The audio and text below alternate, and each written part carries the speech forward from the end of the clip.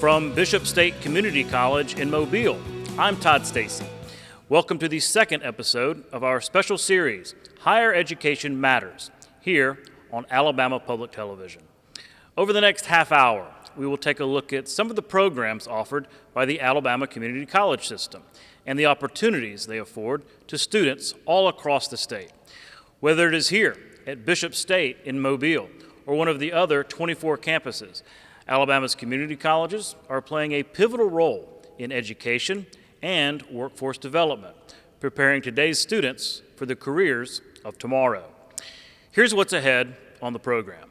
I'll sit down with ACCS Deputy Chancellor Keith Phillips, who also serves as Executive Director of the Alabama Technology Network, to talk about that growing workforce development component. Randy Scott is at Northeast Alabama Community College in Rainsville, showcasing what that campus has to offer. But first, Jeff Sanders gives us a look at the Innovation Center at Shelton State Community College in Tuscaloosa. The Alabama Community College System's Innovation Center was launched to bridge the gap between education and workforce needs. Director Julie Frizzell says the goal is to deliver practical training where it's needed most. To help individuals find short-term trainings, to bring them the skills that they need to get into jobs quickly. Through its Skills for Success program, the Innovation Center offers short hybrid courses designed for high-demand jobs in industries like construction, manufacturing, healthcare, hospitality, and commercial driving. We are really seeking that non-traditional student, someone who's not really been engaged in any type of post-secondary education already, or maybe someone who needs to upskill in the industry that they're in. Matt Heaton with the Innovation Center says the training is designed directly with business input to prepare students for real jobs. All of our courses come from an industry request, and we're just there to help justify that statewide need, and so it's industry to tell us where the gaps are in industry and what needs to be in that course for the students to learn to get in that line of work is important. One success story is Jackson Baker, who completed a heavy equipment operator course at Shelton State through Skills for Success. Our first ever heavy equipment operator winner for the high school division, but then when Skills USA was mentioned in that competition, he jumped in. Shelton State President Dr. Jonathan Coe says Baker's journey highlights how the program turns training into opportunity.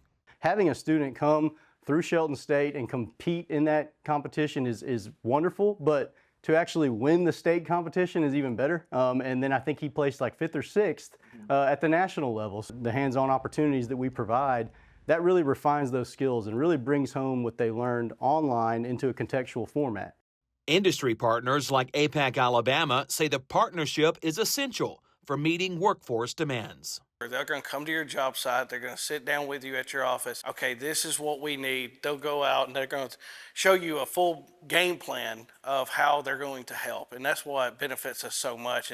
It's not just the little pieces of equipment here, a little piece of equipment there. They're actually coming in and getting a full-blown game plan for you. With more than 50 courses already available and dozens more in development, the Innovation Center is helping Alabamians quickly gain practical skills that lead to employment, further education, or military service. Employers who are looking to relocate into Alabama, so economic development is a big part of workforce development, and they go hand in hand, and we want to make sure that as industry comes into Alabama, that we have training programs available. Reporting in Tuscaloosa, I'm Jeff Sanders for Higher Education Matters. Thank you, Jeff.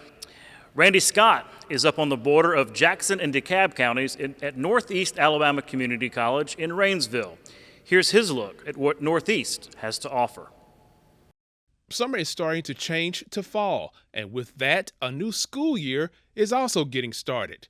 K-12 schools as well as colleges are starting a new school session. Excitement can be felt at Northeast Alabama Community College in Rainsville, thanks to new workforce development programs. Workforce development, in just a few short words, is preparing students to be successful in high-wage, high-demand career paths.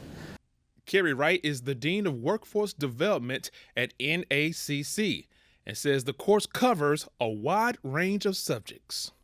It covers areas that directly put people to work in manufacturing jobs, jobs in building construction, and jobs in healthcare.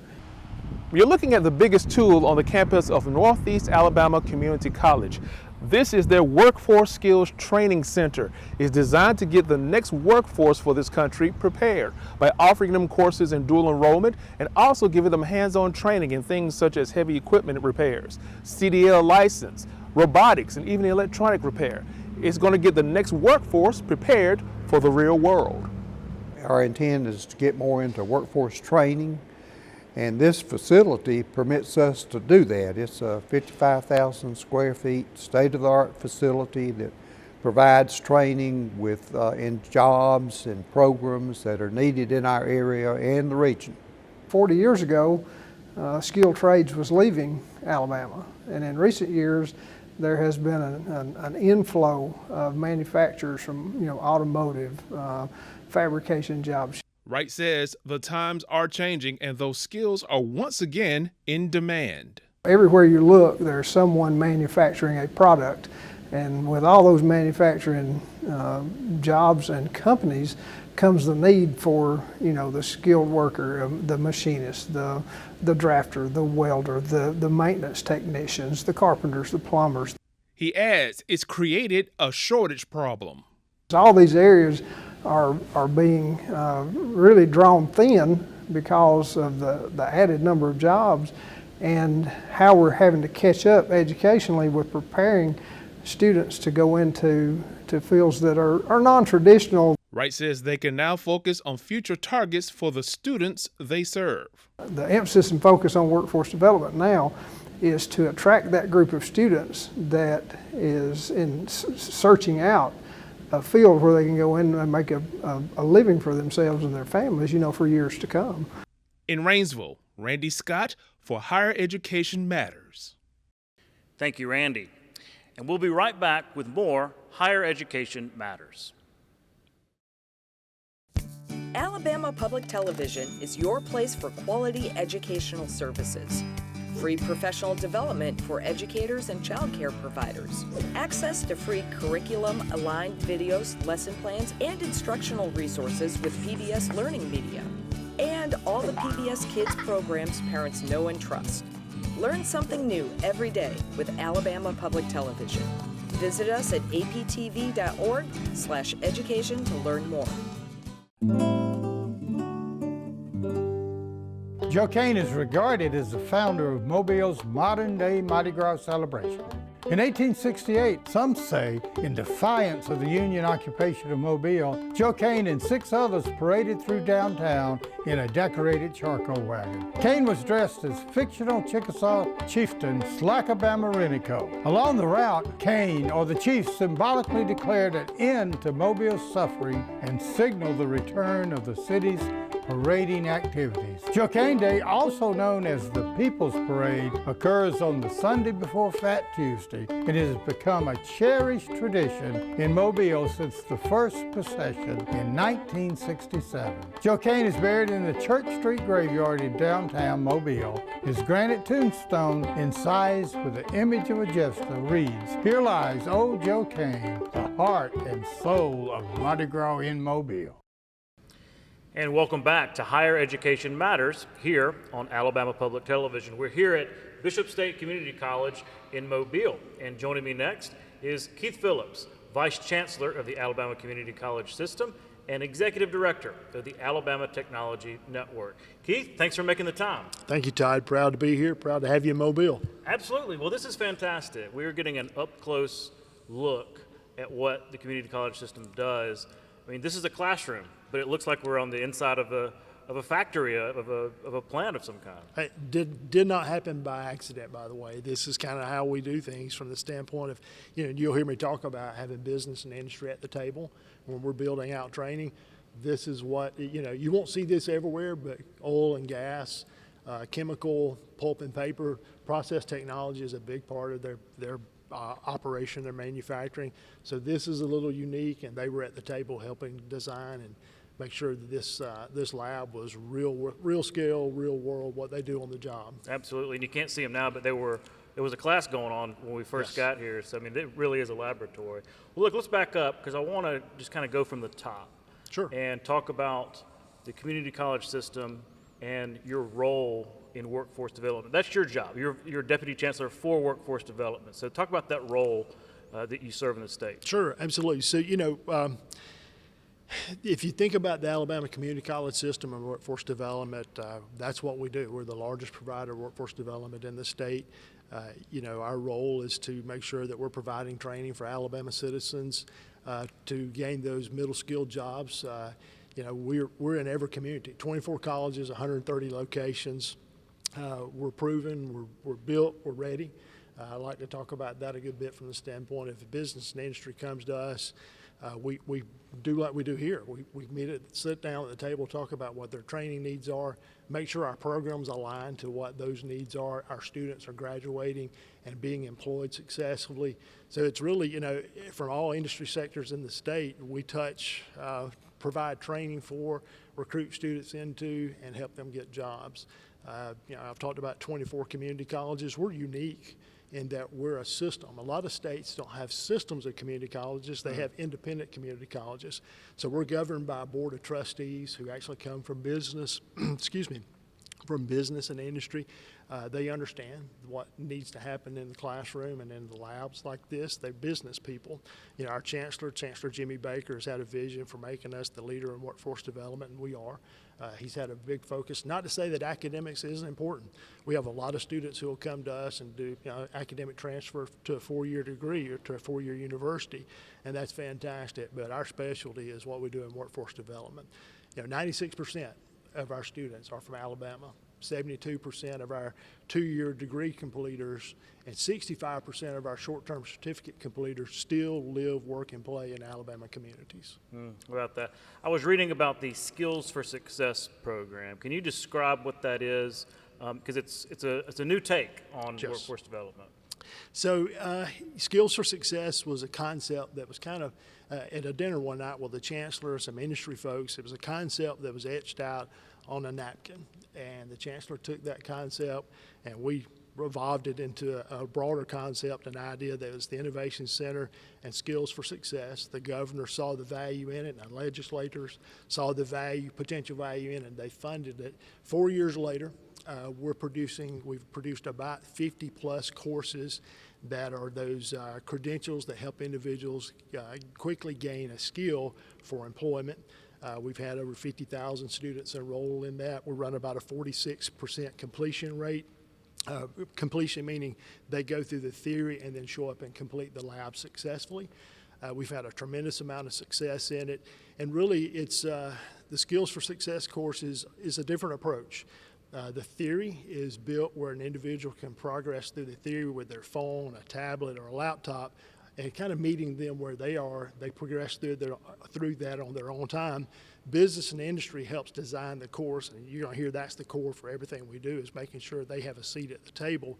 But they design the course, including the lab portion, where the students really can go through the theory on their phone or whatever device, and they have to prove that they're mastering the concept of theory, but they have to show up in lab and demonstrate that, hey, I can really do this with hands-on demonstration.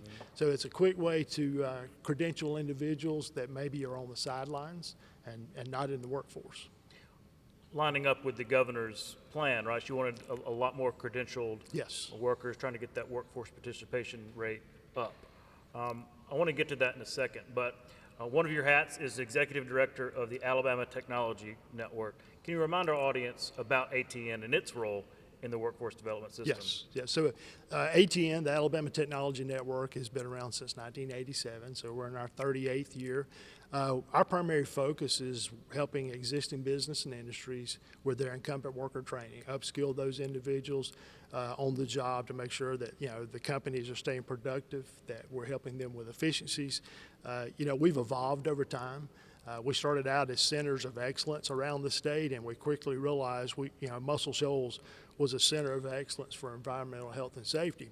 And we had all of our talent that did that in Muscle Shoals, and we realized that's a need statewide. So we've modified kind of our existence over time where we function in teams. If you look here in Mobile, We have teams that are industrial maintenance and technology, so those would be individuals who deliver on robotics, pneumatics, hydraulics, motor controls.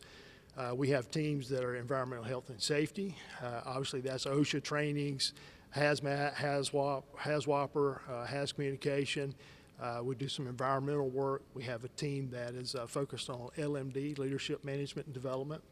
We have a team that's CI, continuous improvement. Those will be things like lean or an ISO implementation. And lastly, we're beginning to evolve in the food industry in the state's big. So we now, instead of trying to put a location specific as a center of excellence, we hire those skill sets all over the state. We track our project. We typically work with about 300 to 350 companies a year.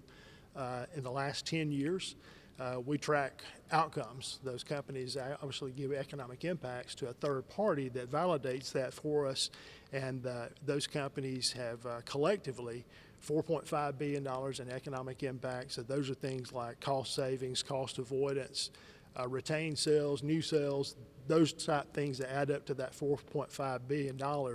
And then we track jobs, new jobs and jobs retained, and that's been over 22,000 jobs over the last 10 years. You know, we've got a group of 60 folks statewide, and it's growing. We're expanding. We go to where the work is, and that's a little unique for us. A lot of folks think about training where you have to go to a college or go to a center somewhere. We send our people out every day. We're somewhere training in different companies all around the state every day. And we found that to be real effective because we're actually training on their equipment, training on their floor, working side by side. Our folks got over 1,000 years of manufacturing experience, and that's our specialty, is helping manufacturing. Well, and what better way to learn than right there on the job? I'm thinking, if I'm a company wondering where to locate, right? Where to locate or expand, it might help to have that support network from the state investing in the workforce, investing in their potential employees. Do you get that feedback when it comes to job recruitment and new companies locating here? Do you get that feedback? Yes, we do. I feel strongly that if dollars are going to be allocated toward workforce development, then the community college system as a whole, which includes the Innovation Center, Skills for Success, ATN, and all of our colleges, we're a proven model. I think we're at the table with business and industry, and we have standing relationships. We've got over 5,300 companies that we work with as a system in the state, and that's growing. So I think we're definitely at the table, and the return on investment for what we do is measured by those relationships and how often those companies keep coming back to us. Again, it's a partnership. We talk about it being an education institution. It's really a partnership and a collaboration with the industry. I'm wondering about how you make those choices, though, because as you mentioned, going back to the 80s, I mean, it's evolved quite a bit, right? Yes. The business community industry has evolved quite a bit. So how do you go about making programmatic choices and letting those evolve in terms of, okay, what programs need to be offered at which colleges based on what industries are demanding from their workforce? Because I'm guessing that's an ongoing, evolving process. It is an ongoing process. We're going to use data. We use Lightcast, which is a labor market information database that does job projections. We'll look at that, but that's one piece of it. Obviously, again, I go back to what's in this room. We look at what business and industries here. We actually want them at the table telling us what they need. Data is one part of the solution, but having those voices here, the voice of the customer, telling you what you need is critical. And then we use that information. We'll look and see what the projections are on that. Technology is changing. One thing that you'll see here, and it's a result of what's going to happen in Mobile with the maritime expansion, industry's told us, hey, in the building giants, building ships and submarines here, additive manufacturing is going to be huge. And it's the different type of additive manufacturing than nylon print, 3D printers. This is metal additive manufacturing. So we've actually, Bishop is under the process of taking their CNC machines and adding a robotic arm to a 5-axis CNC machine that will do powder metal additive manufacturing, actually be able to actually build a metal component. So that all comes from industry being at the table. Would we have seen that looking at labor market data? No. We would have seen the jobs for CNC, but the specialty of being able to do additive, that came from industry. Right, and that's exciting to think about, and that is, years down the line, but y'all have a runway here to prepare for it, and so that is exciting to think about. A lot of talk in the state about workforce participation. It's interesting because we always used to look at the unemployment rate, right? That was the thing is, so if we're under, 4 or 3, then hey, we're doing okay. But that began to change, 4 or 5 years ago, and I thought it was interesting that the governor kind of acknowledged that. In fact, of their press release that they always send out, it really doesn't highlight unemployment rate anymore. It highlights workforce development, or workforce participation rather. Yes. And that rate, that's what we're trying to get up. More people participating in the workforce. Talk about y'all's role there, because there are people on the sidelines. There are barriers to the workforce. Maybe people feel like they can't participate for one reason or another. Credentials are a big part of that. Yes. Talk about the community college system and how y'all are trying to play that role in getting people off the sidelines. Yep, it's a great question. It's a big challenge. And actually, I think the state has had a little bit of improvement in the labor force participation rate. I think it was posted a few weeks ago, a little uptick. And you see that. Sometimes it's seasonal. Seasonal jobs, folks who will take seasonal. So that's normal. But I think where we've been focused, I posted on my LinkedIn profile, there was a speaker that I was fortunate enough to hear a few weeks ago, said at any one time, 38 million Gen Zers, and 80% of that 38 million are males, are online gaming 24/7. And of that group, 13.6 million are NEET, N-E-E-T, not in education, not employed, and not in training. It's going to take something different to reach that group of individuals. It's going to have to be non-traditional, how we train them, how we recruit them for training, because their learning model has changed. So I think that's the one thing we've done is we've adapted to learning modality from individuals, Gen Zers who, I'll go back to Skills for Success. That learning model is built around a TikTok learning, if you will. And hey, I have to admit, social media has shortened my attention span. But it's you take an hour's worth of theory, and there's probably 10 to 15 minutes of relevance in that theory. It's all good, a good important hour, but can you get it down to a TikTok moment of learning so that the student can absorb that what's most important in a short amount of time, and then move on through an exercise that makes them prove that, hey, I got this, and then go to the next 10 minutes worth of important theory. So condensing that down, we've done a lot there. And they still got to go to the lab. The lab is the vital piece, because that's the signal to industry is, hey, I can learn this material, but I can also demonstrate that I can use this and these together to actually do what's in the lab, to do what's required of the job. We've done a lot with work-based learning. And that's, some folks will call that apprenticeships. It's broader than apprenticeships. It's work-based learning where individuals who need to work to come to school, we partner with business and industries. They employ them 2 to 3 days a week, and they come to school 2 to 3 days a week. So it's the earn and learn model. We're being very fortunate. There's a FAME program here, Federation of Advanced Manufacturing Education, where the students here specialize in process technology. It's the only FAME program in the country that's driven by process technology, but that's the need that's here in this community. We're almost out of time, but I wanted to ask you this. There may be people watching that want to get off the sidelines, maybe don't know how. Folks maybe either unemployed, underemployed, want a different career. Where can they go? Well, how can they learn more about the opportunities offered through the community college system? First, let me say this. Our doors are open. A lot of people think that, hey, I've got to take some special test or come up with some criteria before I can be a college student. It's not true. Our doors are open. The best thing I can tell you is go to our accs.edu website or go to your local community college's website, put an interest form in, someone will reach out to you. Take that first step. I'll use an example of an individual here in Mobile, Quintez. I won't call his last name, but our Skills for Success course, he was working a job. It was in a packing facility, and in his words, he hated it. He was working shift work, didn't have time with his family, and he said, I took a chance. I signed up for a Skills for Success CDL course. 6 weeks, he had his CDL. He had a job driving a cement mixer truck, and in his words, he said, I doubled my salary. He said, I go to work at 6 in the morning, I get off about 2, I have time with my family in the afternoon. So he talked about improving his salary, he talked about taking a chance, and he talked about quality of life. that's what it's about for us. We can provide that for Alabama citizens. What a great success story. That's what it's all about. Well, again, thanks for your time. Thanks for inviting us to Bishop State. Yes. This has been a fascinating look. And again, thank you for all your work at the community college system and explaining it to our audience. It's important work. Well, we appreciate the opportunity, Todd. Thank you. We'll be right back.